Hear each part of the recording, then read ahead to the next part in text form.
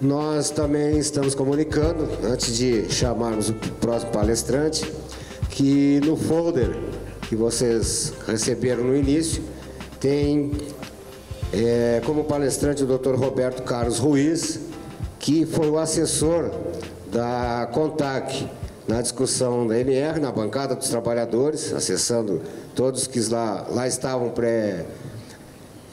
defendendo os trabalhadores, que ele teve um problema de saúde, então não pôde se deslocar de Santa Catarina para cá, mas delegou a missão para o nosso companheiro José Modelski Júnior, que é o coordenador setorial na área de frigorífico da CONTAC e que acompanhou também em todos os momentos, desde que começaram as discussões até a assinatura da NR. Então, nós convidamos o Modelski para fazer a sua explanação. Modelski, por favor.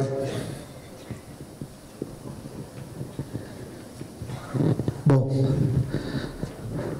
primeiramente, cumprimentar, boa tarde a todos e a todas. E certamente tinha uma expectativa muito grande, com certeza de todo o público que está aqui, em relação ao Dr. Roberto.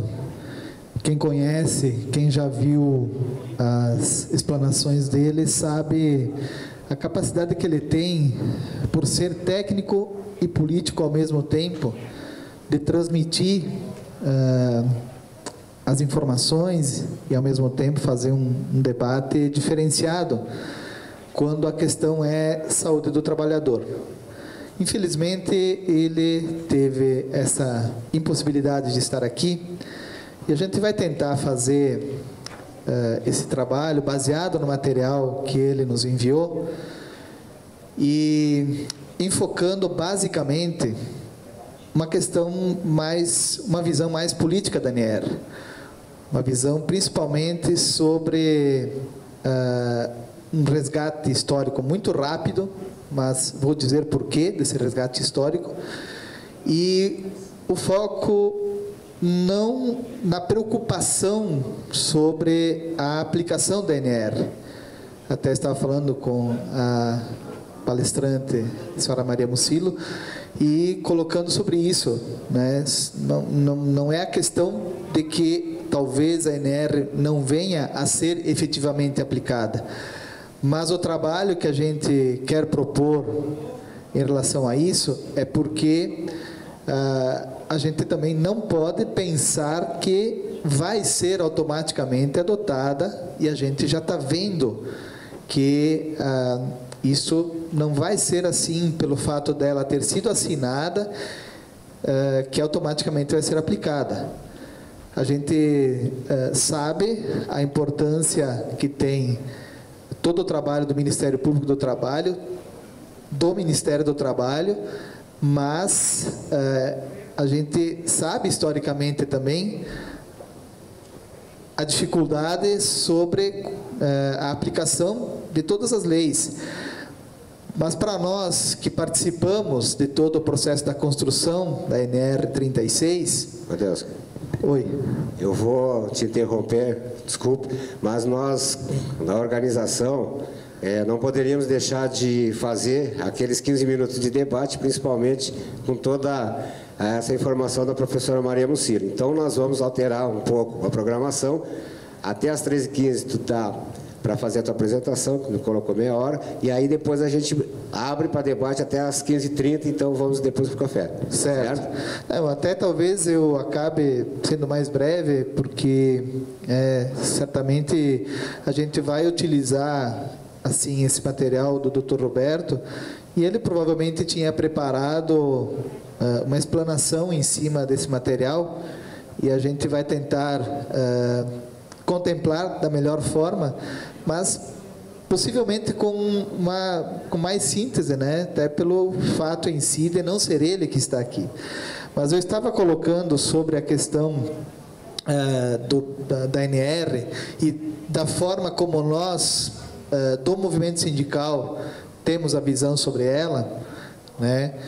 Que é aquilo que eu coloquei, uma visão muito mais política. E olhando para as pessoas que estão aqui no momento, a grande maioria sindicalistas, inclusive que nós nos conhecemos do movimento sindical há bastante tempo.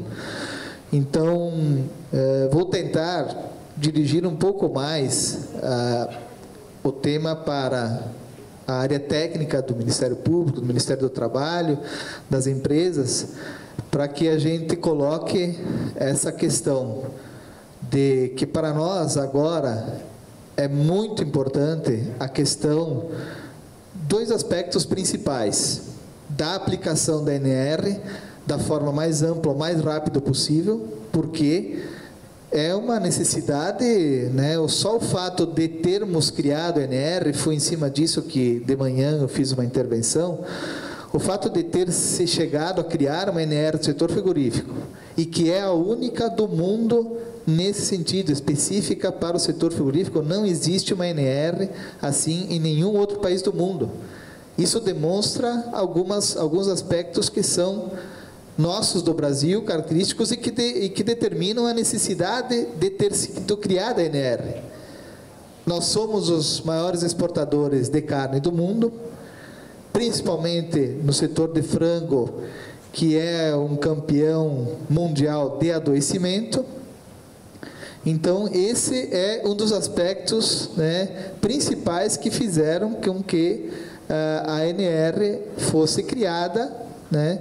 Então, nós abordarmos a questão da aplicação da ANR principalmente porque a gente sabe da necessidade urgente, depois de muitos anos fazendo o debate técnico. Então, tem que se continuar a se fazer todo esse debate técnico, porque um outro aspecto, tudo que você falou sobre ter avanços, eu acho que nós mesmo como sindicalistas temos que reconhecer avanços em relação às condições de ambiente de trabalho. Mas eu queria fazer uma observação no sentido do seguinte: o foco das empresas é, sem dúvida, o lucro. Nós estamos vivendo uma sociedade capitalista e é assim que funciona. E o foco do lucro, ele traz sempre o investimento da empresa muito no ganho da produtividade, muito na redução dos custos. As empresas podem até ter ampliado investimentos na área de segurança, ter investido em equipes e organização, mas o investimento em reduzir custos e aumentar a produtividade foi muito maior. A gente tem diversos exemplos, por exemplo, né, uma das questões, a implantação de máquinas para fazer diversas operações que eram feitas antes manualmente, trazem seus benefícios, podem trazer, mas certamente as atividades que vêm após as máquinas que estão sendo instaladas nas fábricas, elas vão cada vez tendo uma exigência maior, principalmente em relação à velocidade, porque a gente sabe que o trabalhador tem que acompanhar a velocidade da máquina, tem que acompanhar a velocidade da nória. E, basicamente, esse foi sempre o ponto fundamental, né, da velocidade da produção, da repetitividade. A gente sempre usava um exemplo que ainda cabe, ele mesmo sendo talvez um pouco chulo, mas é uma realidade, né? Que o que causa o adoecimento dos trabalhadores são diversos fatores, mas o principal deles é o tempo de exposição ao agente causador da doença. Então, se fazia aquele exemplo que o Cidalei falava muito, né? Você bota uma mão em cima de uma vela, se você só passar a mão, vai só esquentar um pouquinho, não vai acontecer nada, mas se você deixar essa mão em cima da vela por muito tempo, certamente você vai queimar. Esse é mais ou menos o efeito do adoecimento no setor frigorífico. Se você tiver um trabalhador fazendo um movimento repetitivo, sem parar por diversas horas, ele vai adoecer. Reduzir a jornada foi a primeira luta que nós tivemos. E, na verdade, isso é uma luta que continua e que nós continuamos batalhando, o movimento sindical, pela redução da jornada.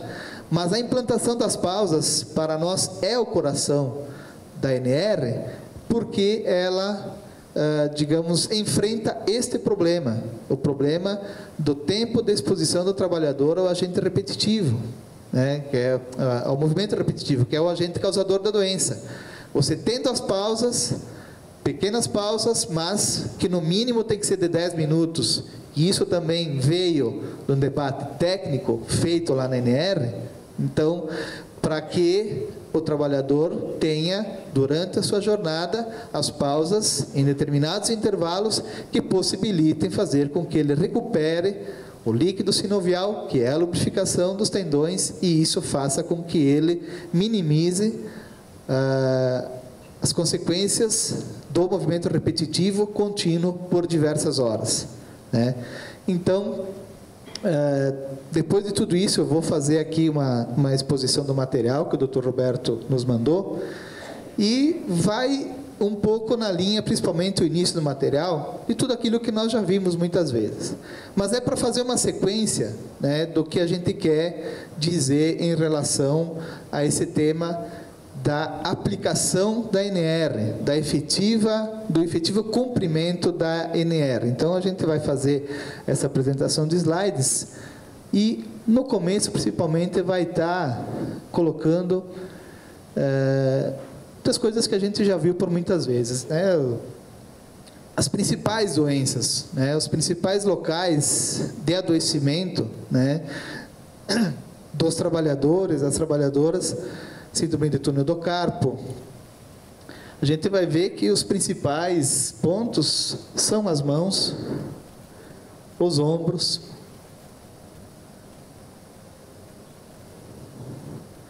e aí a pergunta: este problema tem solução? Isso é para a gente fazer uma sequência do que foi sendo buscado ao longo do tempo. A primeira parte foi a constatação que começou em 94. O primeiro seminário de LER foi em 94, para quem pegou uma cartilha que a gente entregou. O primeiro seminário de LER feito pela CONTAC foi em 94, e que começou a se discutir exatamente, entender o problema, lá em 94. Agora, depois de constatado o problema, depois de tanto debate sobre a causa, começar a discutir a solução. E aí veio a campanha nacional e esse símbolo que se tornou mundial, né? O frango empurrando o trabalhador, que, detonado pelas condições de trabalho, não aguentou o ritmo e acabou inutilizado. Então, esse frango se tornou um símbolo da campanha, e que esse símbolo foi, digamos, um elemento de divulgação para a sociedade, e que mobilizou muito os trabalhadores e também todos os agentes que vieram a participar depois da elaboração da NR.